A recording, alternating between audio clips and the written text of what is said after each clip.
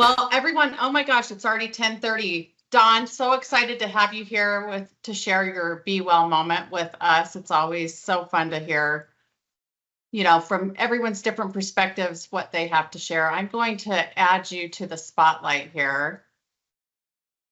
And I'll let you just take it away. Thank you so much for being here this morning. Of course. Thank you. And I just want to thank all of the caregivers on the call today. You all do such important work. I'm excited to share a little bit on the topic of journaling related to the emotional element of the Be Well framework. I'm Dawn, and I get to lead the amazing community relations team here at Select Health. I've been here for about a year and a half, but I have 25 years of experience in the field. But I'll say I'm new to journaling, and I'm excited to just share a little bit with you of what I've been learning. I'm going to introduce the topic of journaling, some of its benefits, and 8 different ways that you can journal, and hopefully it will inspire you to adopt a form of journaling yourself. Okay, so how come 50% of us have journaled at some point in our lives and 1 in 6 people are active journalers? Well, there are a lot of benefits, and they can range from boosting mental health to improving communication.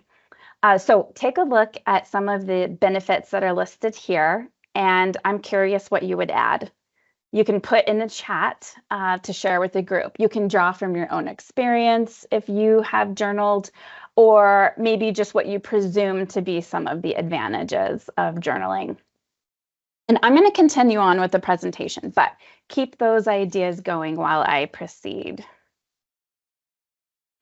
Okay, so there are some benefits to journaling and there's some value there, but you might just say, well, I'm not a journaler.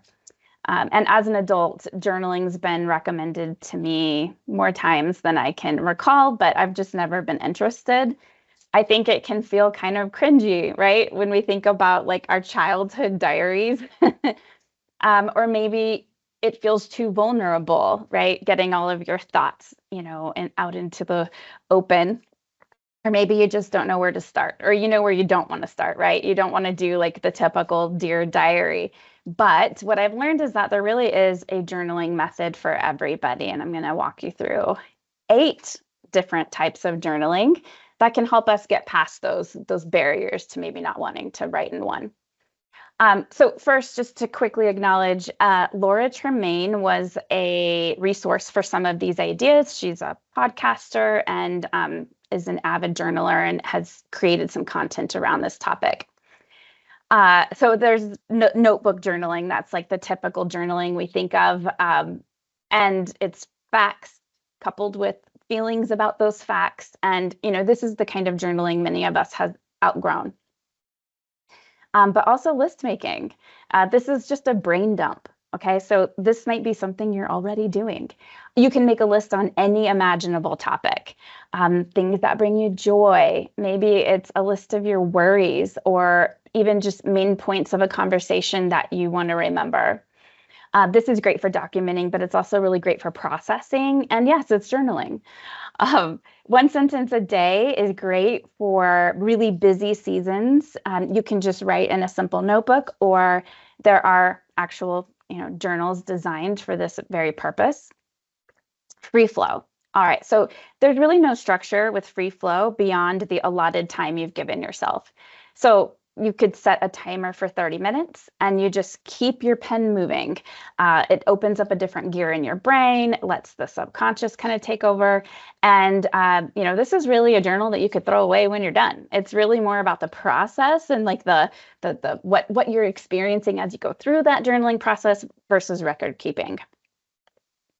My favorite that I've discovered is intuitive journaling, where you ask yourself a question and just write down what comes up for you. So maybe you're, could ask yourself, like, why am I dreading this project? Or why am I nervous to go to this event? Or, why can't I sit still for 2 seconds? This can help you get to a root of a feeling, and then you can take further action, or you can just kind of acknowledge the awareness that came up for you and let it go. That might be enough. Affirmation journaling. This is writing down statements that fill you up. It can be writing down positively about who you are or who you want to be. So this really reshapes, kind of your negative self-talk, and it can help you show up in the world in the way that you want to. So you can write like, I am kind, I am brave, I'm an Olympic, gymnast. Okay, well, maybe you can't journal your way to being in the Olympics, but you get the idea. Um, Another thing you can do is digital. And for a lot of people, convenience is the thing that's going to help them be consistent in this practice. Your phone's always with you. There are a lot of apps that you can download that will kind of guide you through various journaling practices. If you want something that's a little more long form, you can even just keep a Google Doc on your home computer. And then lastly, group journaling. Back in the dark ages, not that long ago, texting didn't exist, and you could just trade notebooks. And actually, it's kind of a sweet thing you can do maybe with one of your kids. Can be free flow, or you can even find journals meant for this practice, and you can pose a question and keep that communication going back and forth. Okay, so, I hope you just take away that there's not really a right way to journal, and you can start where you are. A simple, cheap notebook can do. And really, I'm just a huge proponent of mental health, and I hope that this can be a tool in your toolbox. Thank you so much for your attention. I'm excited for us to get to stretch with Melissa now. Oh, thank you so much for this nice reminder, Dawn, because there are so many different methods and ways to journal. I often love the I am statements because they really can reshift your mindset of how you might be feeling about something. Bullet journaling is also super helpful to me. So I love, just like you said, the to-do list, just jotting down your list, that's journaling. So thank you so much for your time and that message today. It was great to see you. And on the screen, it's always nice to be on screen with someone else rather than just me on the camera all the time. So thank you. I'm going to start sharing my screen, everyone. So join me on your feet. We'll move into a little stretch this morning. We're going to actually start with our feet. So hopefully you can see me and hear me okay. We're going to start with our feet. I just taught chair yoga, so I was in the chair. We're going to come onto the feet. Place your feet under your hips, maybe even a little wider, just for a nice supportive solid stance. Take your shoulders up and down. Just big breath in, shrug up, exhale, let them go. Take them up and then roll them back. So this is our great upright posture. Belly pulls in, head stays high. Nice proud stance. You can even open your palms towards the screen if that feels good. Otherwise, just relax your arms at your side. Starting with our toes. I want you to try to spread your toes in your shoes. If you've got bare feet, even better. And then gently release. Take 2 more. Just spread the toes. I know these are small things that we don't ever focus on. Spread them and then gently release. We're going to curl the toes. So curl them towards you and then gently release. As I always mention, no pains or strains with our stretches. Take care of your body. It's gentle. One more time, curl the toes back and then gently release. Give them a little wiggle in your shoes, your socks, your bare feet. And then next, we're just going to flex our toes on that right foot towards our shin. And then roll forward, ball of the foot, lift the heel. Shift back, flex the toes towards the shin. And then back to the ball of that foot, heel lifts. Release there, let's repeat that on the left side. So flex your toes in towards the shin. And then roll to the ball of the foot, heel up.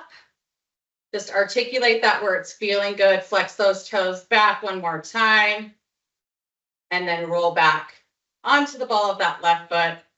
Awesome. Walk it out, shake it out, just a little circling. So have a little support, use your desk if you need it. Just a little circle with that right foot. Reverse it.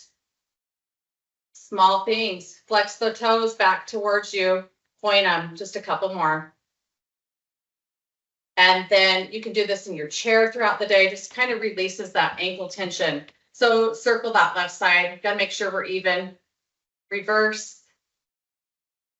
And then point and flex just a couple times. We're going to stretch the legs. All right, starting with the calf stretch. Right, our left foot's going to stay forward. We're going to drop that right foot back.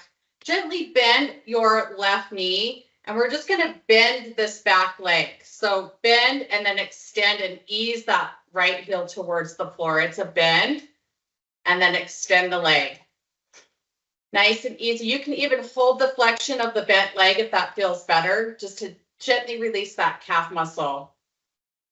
And coming back, right foot forward, left foot's going to draw back. So take a minute, find that optimal stance. We want to make sure that right knee's not coming out over the toes. It's a small bent knee.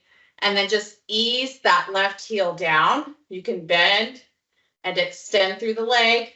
Widen the base of the stance if you need it. You can hold that bent knee. Just find what feels good. Maintaining that good upright posture. And then stretch it out just a little more length through the calf. And back up nice and tall. We're gonna lateral lunge next. So widen your stance. Use your chair if you need a little extra support. We're gonna just hinge the hips back, lengthening through the inner thigh on this right side. So left knee should be ankle lined with your left ankle here rather than the knee out over the toes. Hips are back, lengthening the inner thigh of the right side. Let's take that right hand over towards the left, even just to the top of the left thigh. Back up, nice and tall, switch it out, switch gears. Left hand reaches towards the right foot, hips are shifting back. We're breathing, no pains or strains. It's a gentle release through the legs. Take another breath. All right, back up nice and tall. Bring your feet back close to one another. Take the right foot over the left, and then we're stretching the right arm up and over to that left side. Reaching the left fingertips down the leg. Again, use any support that you might need to. Little extra leverage. Keep you stable. Take that right arm up, lower it down, switch the feet. So left over right. Nice and gently releasing that left arm's coming up and over to the right. Oh, just stretching out the side body, relax the shoulders. I mentioned in my last class, just bring a little soft smile to your face too. It's amazing what just a little smile will do to invigorate our day. Just make a little change. All right, let's release, relax there. Right foot forward, left foot back. Just a comfortable stance here. So that back heel is down on the floor. We're going to do a little bow and arrow with the arms next. I'm going to turn so you can see. So arms are going to reach forward. Just a split stance. The legs don't even have to be bent fully. Just bring that right elbow back, row it back. Just take a couple like that. And then we can open up, reach that right hand all the way back. Only if it feels good to you. I'm going to just come back forward, a little more space for me to move that way. Just bowing that right arm back. Draw that elbow back and then open up. We'll do one more. And then we'll switch our feet. So left foot forward, right foot back. Just a split stance, a little bent knee on this left side. Reach the hands forward. Again, start with just drawing that elbow back. Nice and easy here. And then you can start to extend the hand all the way back. Find a little more space, open up through the chest. Keeping that no pain, no strain motto in mind. We'll do one more. Rotate and open. And then bring it back forward. Shake that out, roll it out. Bring your feet underneath your hips. And we're just going to add some little circles and do a figure four for a moment. So drop to the left, circle it around to the front, over to the right. Little or big with your circles, however they feel good to your body this morning. And then let's reverse. Bring it to the right. Shift around, left side. Whew. Juicing up the hips. All right, everyone, figure four. Use a chair if you need it for support. Left foot's going to be our base. That right ankle's coming to the top of the left quad. And we're just sitting the hips back. Add a little flexion to your right foot here to protect the knee. Doesn't have to be very big. This is also one that can be done in the chair if that feels more supportive and comfortable. Great options. I love, there's so many different stretches we can take from the chair. Stay in the chair to do them or bring it onto our feet. This is definitely one of them. And back up nice and tall. Take that right foot down. Let's switch so the left ankle is coming to the top of that right quad. And then just nice and easy to sit the hips back. Flex your toes again, protecting that knee. And make sure you're breathing. So easy to focus on the balance, but this is more of our stretch rather than a balanced posture. It can be both. Take another breath. And back up nice and tall. We're just going to stretch the back of the hamstrings for a minute. So lengthen that right leg out, heel down, flex your toes towards you, bend your left knee, and just shift your hips back. So we can reach out towards that right foot as we flex the toes. Take another breath. Let's reach the hands forward, take the hands all the way up, roll to the sole of that right foot, and then exhale, release the arms. Let's switch our feet. Left leg lengthens, heel down, hips ease back. Woo!